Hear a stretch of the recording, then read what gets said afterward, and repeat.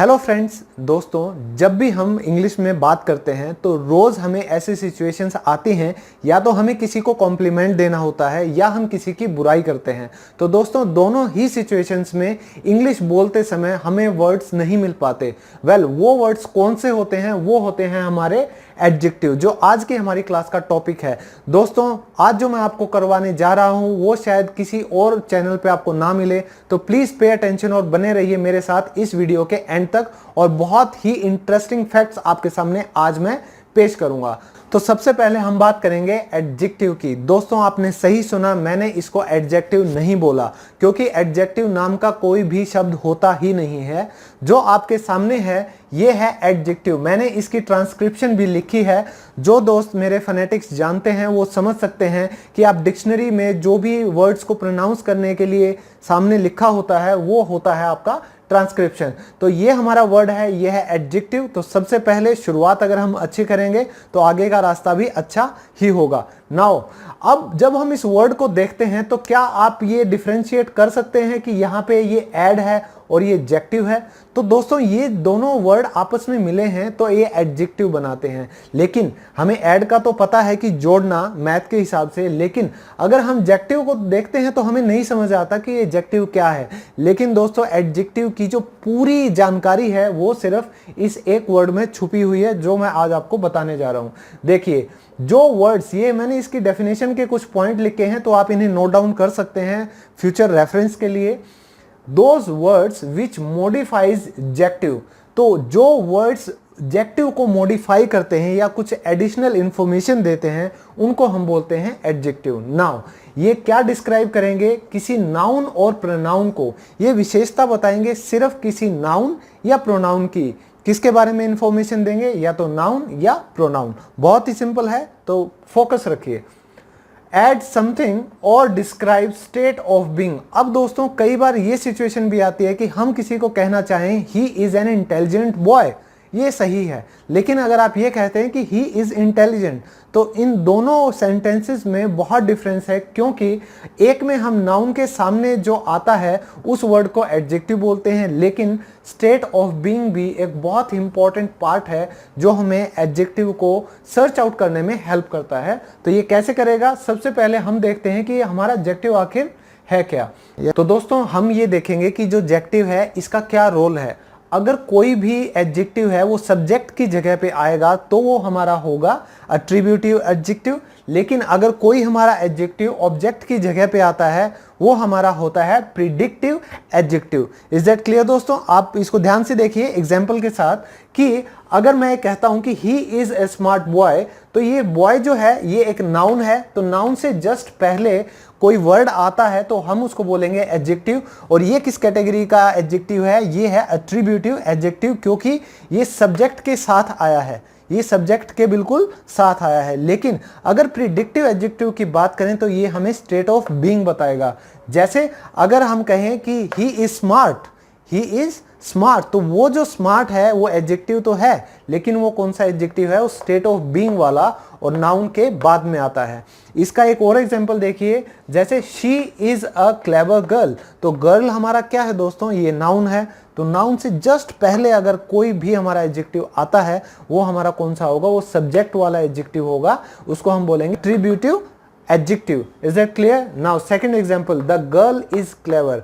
अब इसमें वो लड़की चालाक है, तो ये हमें उसका स्टेट ऑफ बीइंग बता रहा है, उसका नेचर बता रहा है। उसकी क्वालिटी नाउन के साथ नहीं आ रही है, तो हम देखेंगे द गर्ल इज क्लेवर में जो ये क्लेवर हमारा एडजेक्टिव है ये कौन सा होगा? ये हमारा होगा प्रिडिक्टिव। तो फ्रेंड्स, अब हम करेंगे 9 टाइप्स, जो बहुत इंपॉर्टेंट है और इंटरेस्टिंग भी। तो देखिए, सबसे पहले हमारा सबसे बेसिक एडजेक्टिव जो कि होता है एडजेक्टिव ऑफ क्वालिटी।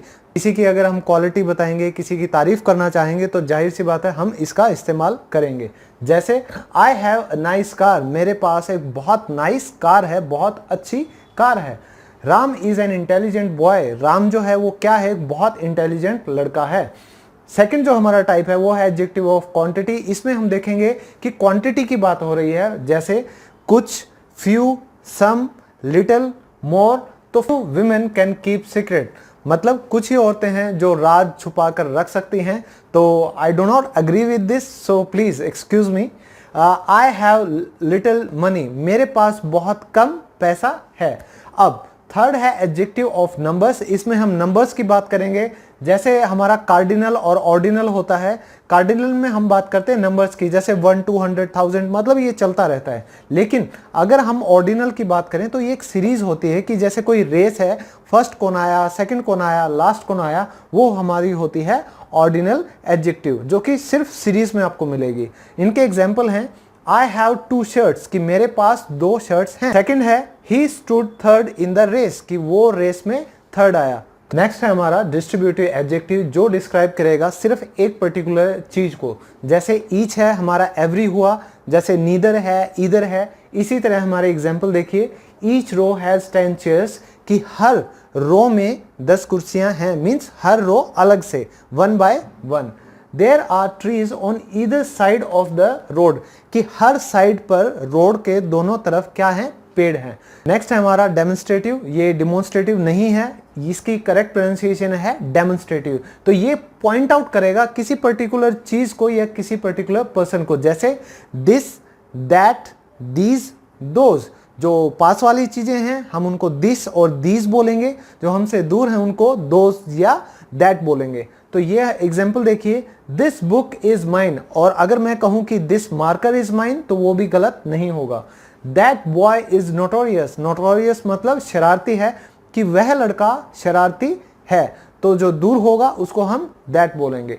अगला है हमारा पोजेसिव, ये पोजेसिव नहीं होता, इसकी करेक्ट प्रोनाउंसिएशन है पोजेसिव। तो दोस्तों ये प्रोनाउंसिएशंस मैं आपके साथ इसीलिए शेयर करता हूं ताकि आप जब भी ये वर्ड सुने आपके कानों में हमेशा करेक्ट प्रोनाउंसिएशन जाए, और जब भी आप इन शब्दों को बोलें हमेशा करेक्ट प्रोनाउंसिएशन बोलें। तो ये है हमारा पोजेसिव एडजेक्टिव, जो कि हमें ऑनरशिप बताएगा। क्या बताएगा? ऑनरशिप, कि ये पेन मेरा है, वो गाड़ी उसकी है, वो सेब के बाग उनके हैं, ये घर हमारा है। तो ये सारी चीजें, for example this is my wallet, कि ये पर्स मेरा है। द पर्स इज हर्स, कि ये पर्स उसका है। तो दोस्तों नेक्स्ट है हमारा पार्टिसिपल एडजेक्टिव। वेल पार्टिसिपल से आपको पता होगा, जैसे पास्ट पार्टिसिपल होता है वो ईडी की फॉर्म हमें मिलेगी पास्ट पार्टिसिपल में, वर्ब की थर्ड फॉर्म, और प्रेजेंट पार्टिसिपल जो होता है वो हमारी वर्ब की फोर्थ फॉर्म होती है, आईएनजी वाली फॉर्म। वेल जो ये प्रेजेंट पार्टिसिपल है और जेरेंड है, ये आईएनजी फॉर्म दोनों हैं, लेकिन ये अलग अलग हैं। उसके लिए मैं एक वीडियो सेपरेट बनाऊंगा, तो वेट कीजिए उस वीडियो के लिए। नेक्स्ट जो पार्टिसिपल एडजेक्टिव है ये आईएनजी फॉर्म या ईडी फॉर्म में आपको मिलेगा। This is a swimming pool, तो जो स्विम के साथ आईएनजी हमारा लगा है, तो ये एडजेक्टिव बता रहा है कि पूल जो है हमारा नाउन है, और ये कैसा पूल है, ये एक स्विमिंग पूल है, तो वो उसकी विशेषता बता रहा है हमको। Now he is a confused person, वो कैसा इंसान है, वो एक कंफ्यूज्ड आत्मा है, वो एक कंफ्यूज्ड पर्सन है। नेक्स्ट है इंटेरोगेटिव, ये हमारी WH फैमिली का पार्ट है। जैसे हम अगर सवाल पूछते हैं कि भाई किस तरह के इंसान हो तुम, वो चाहे कंफ्यूज इंसान है, वो चाहे टैलेंटेड इंसान है, वो चाहे क्रिएटिव इंसान है, हम पूछते हैं what kind of man are you, कि तुम किस तरह के प्राणी हो। हुज बाइसिकल इज दिस, कि ये बाइसिकल किसकी है, राम श्याम सीता गीता किसी की भी हो सकती है। Last but not the least indefinite, indefinite जैसे कि नाम से ही पता चलता है कि कोई चीज जो डेफिनेट ना हो, जैसे ये पॉइंट करेगी नॉन स्पेसिफिक आइटम्स को, कि एनी कोई भी, मैनी बहुत सारे, फ्यू थोड़े से, सेवरल अलग अलग। I don't need any money, मुझे कोई पैसा नहीं चाहिए। Last example, there are no books in the library, तो लाइब्रेरी ही किस काम की जिसमें कोई किताबें ना हो। दोस्तों अगर आपको मेरी आज की ये कोशिश अच्छी लगी हो, मेरी वीडियो पसंद आई हो, मैं गारंटी देता हूँ आप सबको कि ये जो वीडियो है ये बहुत ही स्पेशल है अपने आप में, क्योंकि इसमें आपको हर तरह के एडजेक्टिव की टाइप्स मैंने एक्सप्लेन की है। और तो हम जो ये पार्ट्स ऑफ स्पीच के 1 by 1 वर्ड क्लासेस कर रहे हैं, ये हमें इंग्लिश लैंग्वेज में बहुत इंपॉर्टेंट है समझने, क्योंकि अगर हम एक इंग्लिश लैंग्वेज का स्ट्रक्चर नहीं समझ पाएंगे तो इंग्लिश बोलने में हमें बहुत प्रॉब्लम आएगी। वेल क्योंकि यह हमारी नेटिव लैंग्वेज नहीं है, तो सबसे पहले हम इसके बेसिक स्ट्रक्चर को समझ लें, उसके बाद धीरे धीरे हमारी इंग्लिश अपने आप अच्छी होती जाएगी। तो दोस्तों इसी विश्वास के साथ और इसी होप के साथ बने रहिए मेरे इस चैनल में, मेरे साथ एंजॉय कीजिए अपने टाइम को, मेरी वीडियोस को बार बार देखिए, और मुझे अभी विदा दीजिए। Thank you, thanks for your time, take care, bye bye, stay healthy.